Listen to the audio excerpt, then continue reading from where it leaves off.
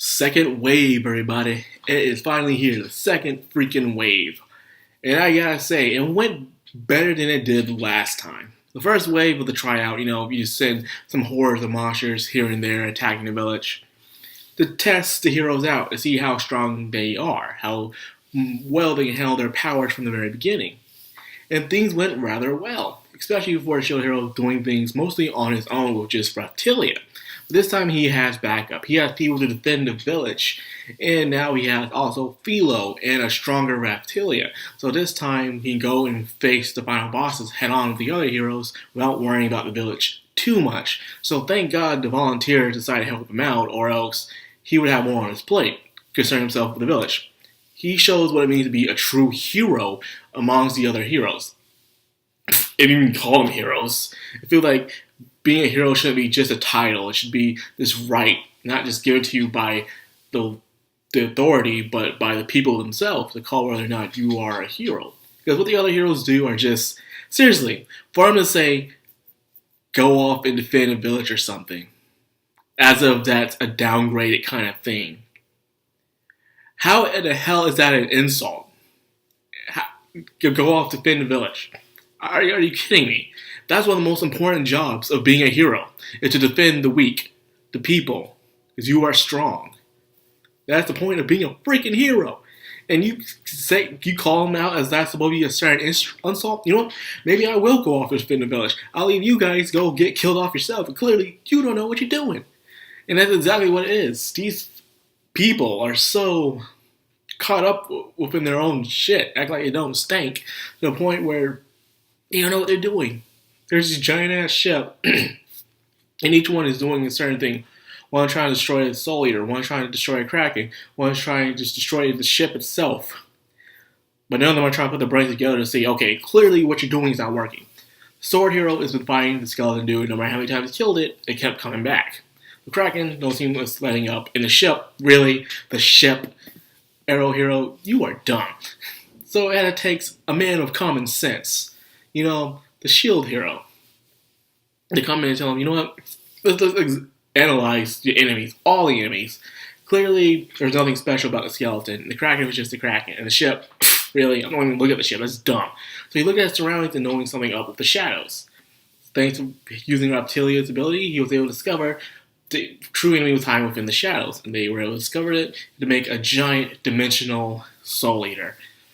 Then that's where you now focus all your energy on attacking this thing. But clearly, lightning attacks or any other regular attacks just weren't working and weren't strong enough. Because even though Philo used some wind attacks, that fast tornado in the beginning did some damage, but everything else just wasn't working. So that, of course, Nafumi had to use his Dark, his Raging Shield. And we discovered something very interesting about Raging Shield this time. Last time, it was by his own rage alone. He was having past memories of shit that happened to him ever since he got to that world. People have been giving him nothing but shit. But now, thanks to Reptilia calming him down, he was able to control it just a little bit. But this time is different. This time, he sees the rage of what happens to the dragon, the zombie dragon. And it was because of the Sword Hero did. Sword Hero came, killed him, he became dead waste, just pretty much poisoned the village, and then he got absorbed by Nafumi and also got absorbed by Philo. So that explains why not only Nafumi was going through this rage mode, but also Philo was going through it. Because remember, she was inside of the dragon and she ate part of the crystal inside of it.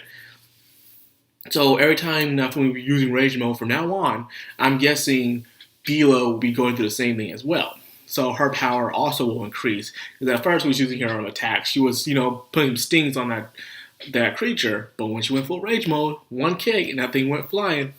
So yeah, it does increase your power, your rage, but it probably comes with a cost. Probably losing your, humanity and your dignity, and pretty much can't tell from friend or foe and stuff like that. All these berserker kind of modes that do.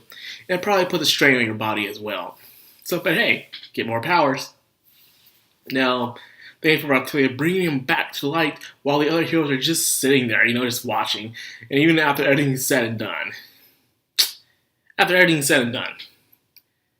Cheat.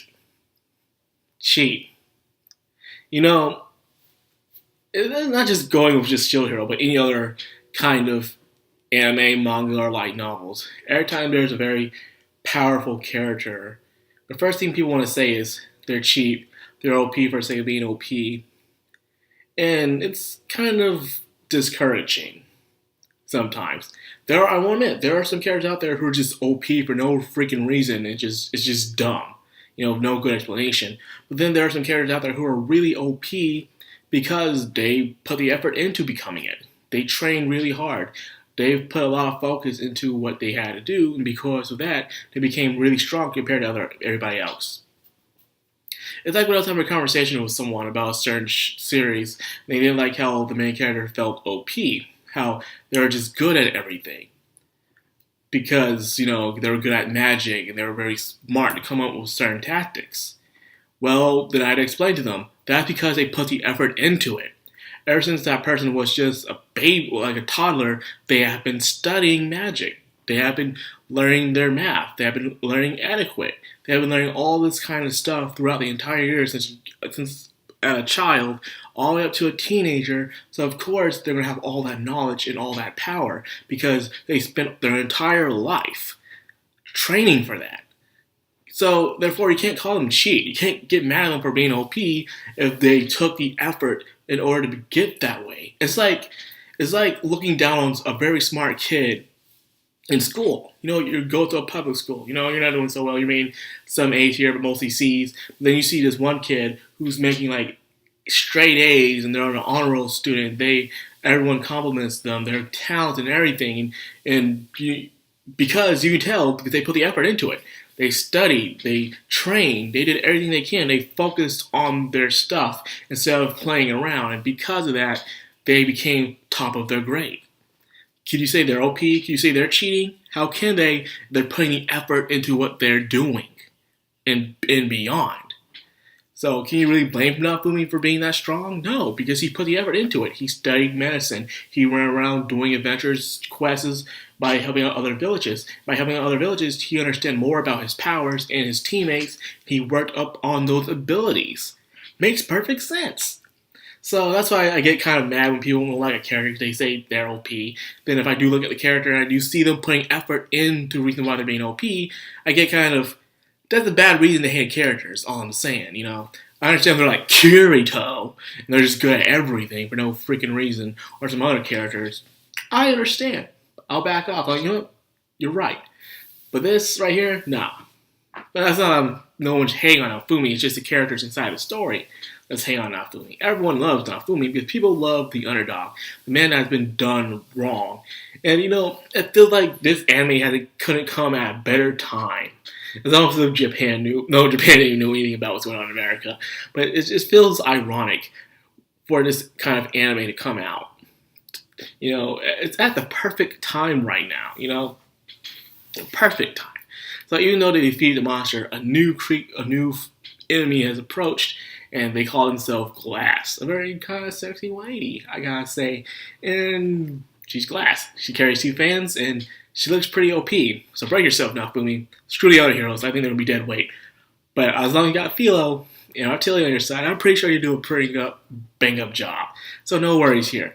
So yeah, Shield Hero was nice, action packed. It's good to see how far Nafumi has grown. And so is Reptilia, and of course my personal favorite, Philo, for just being an adorable badass. You don't see that many adorable badasses in anime like this. Not today, lately.